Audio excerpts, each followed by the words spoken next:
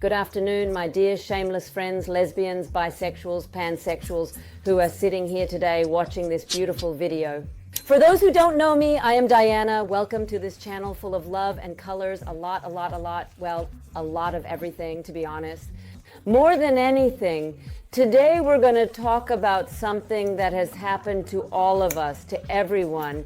Because at some point when we were little, for example, when I was a cheeky little baby, the first time I felt the heartbeat for a woman, for a lady, a girl, well, man.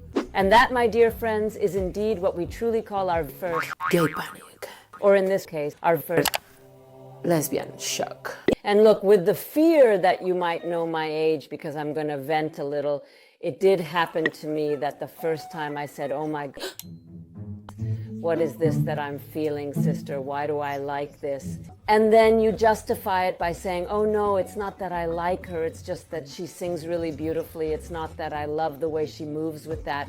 No, I mean, what I like is the choreography, right? Because when we are little, as children, they don't teach us about the fact that sexual diversity, we grow up thinking it is wrong, but no, sisters, no, never again, never, ever again, never again. Let the new generations grow up with the same fears we did, because that's what we're here for. Here goes the list of my first 5 lesbian shocks, but before we start, darlings, feel free to absolutely, definitely put your lesbian crushes down here in the comments. Yes, in the comments, your first ones, the first moment when you felt like I did, that your mind was truly, utterly blown. And while you're here, if it's not too much trouble, share this video, give it a like, and if you enjoy the content, it would be awesome if you subscribed. All right, let's go ahead and share the lesbians who made me whatever. Let's get started. Oh no, my dear sister, I am in a terrible situation where I am losing everything because of the foolish and reckless things I keep doing. First woman who caused this shameless confidence, the overwhelming, heart-throbbing crush. Heart-throbbing crush. Sisters, share it. Heart-throbbing crush. Okay, it was in the year, oh no, the truth is I don't know what year it was, but does this sound even slightly familiar to you? When I wake up in the morning and the alarm gives out a warning, I don't think I'll ever make it on time. By the time... Okay, let's see. I know we were all in love and we all adored Saved by the Bell because it was such a 90s show, but do you know who I was in love with? No, not Zach, not Slater, and definitely not Screech. Absolutely not. Positively not. Screech, what was his name? Screech, yes, Screech. Oh, by the way, may he rest in peace because he has indeed truly and sadly passed away. No, sisters, I watched Saved by the Bell only, solely for the amazing Tiffany Amber Thiessen, who played Kelly Kapowski. If I can hand it in tomorrow, it'll be all right. Like, it was Kelly Kapowski, guys. I don't even want to tell you. I mean, I remember she was like, you know, the archetypal stereotype of the beautiful cheerleader, just like that. You know, I mean, just... And I would see her when she leaned against her, what's it called? That thing she leaned against at school, very American, locker, against her locker. And I would say, dude, the first deep heartbeat of the Nugget was made possible by Kelly's diligent efforts, okay? Blue moon, you got me standing alone. Second lesbian crush, second gay attack panic that I felt in my being and my body and my hormones and my blood and, well, practically everywhere, right? Shall we continue with the topic of series, right? It was the series, we don't know from which year, but you will remember this somewhat aggressive series, right?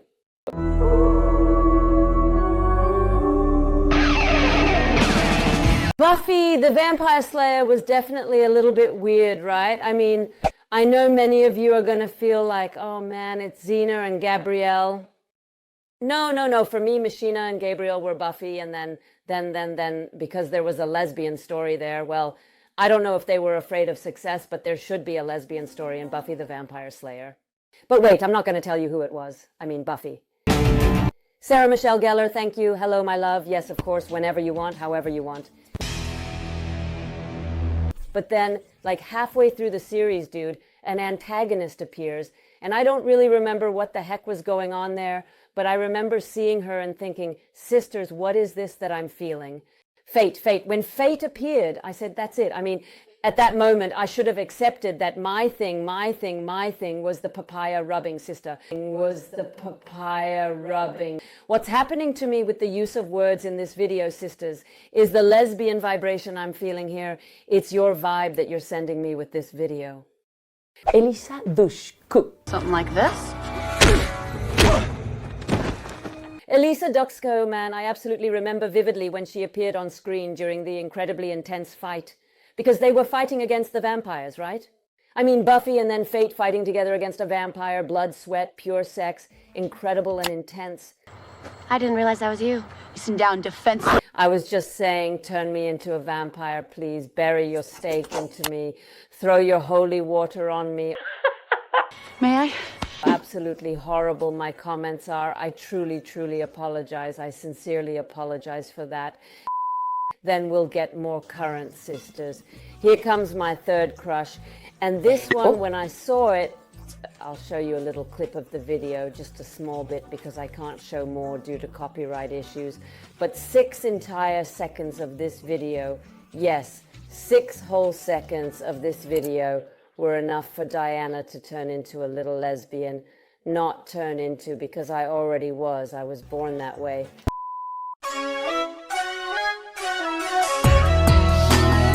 Britney Spears in the video for Don't let me be the last to know. Don't let me be the last to know. What is that tan, those curves, that perfect abdomen? Obviously, with Britney Spears, I realized that there was no more pretending. I had found my calling, and my true calling was to be a lesbian, sisters, to be a hardcore lesbian. This realization was overwhelming. I knew my life had changed forever. It was a transformative moment that brought clarity and direction to my life. That video really made me feel, I think, like no way. And then she goes and releases I'm a Slave for You.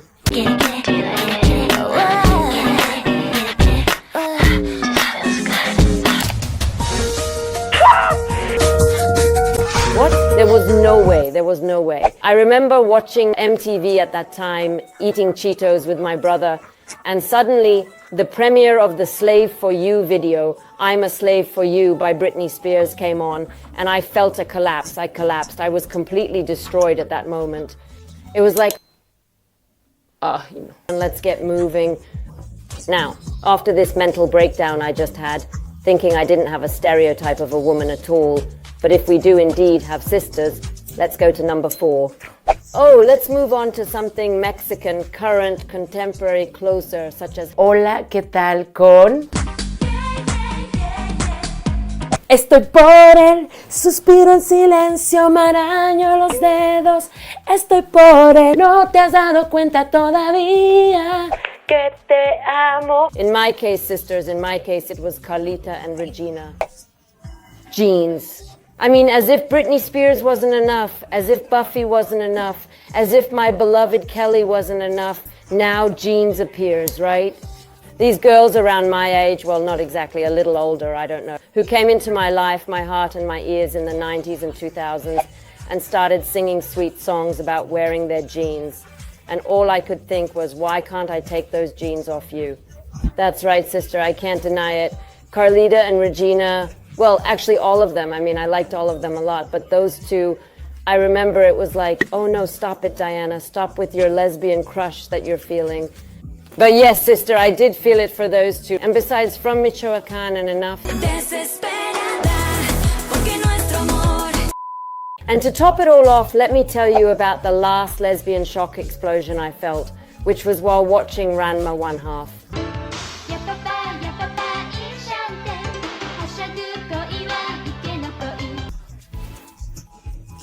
I mean, can someone explain to me, like seriously explain to me what's up with Ranma 1/2? I mean, God level anime, homosexuality level anime. When I was, I don't know, 12 years old, 11 years old, I was like, I don't understand anything because I get excited when Ranma turns into a woman and not when he is a man.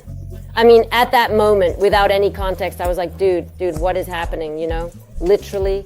Because I get excited when you see Kanye, she's a woman, and I always wanted them to kiss, whether they kissed or not. Anyway, my voice even got higher, sisters.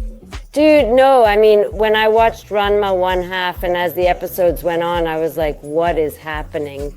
You know, that was really tough because then my dad got cancer, so we moved to Mexico City and I kind of lost touch with my childhood, you know, because from then on I had to become an adult.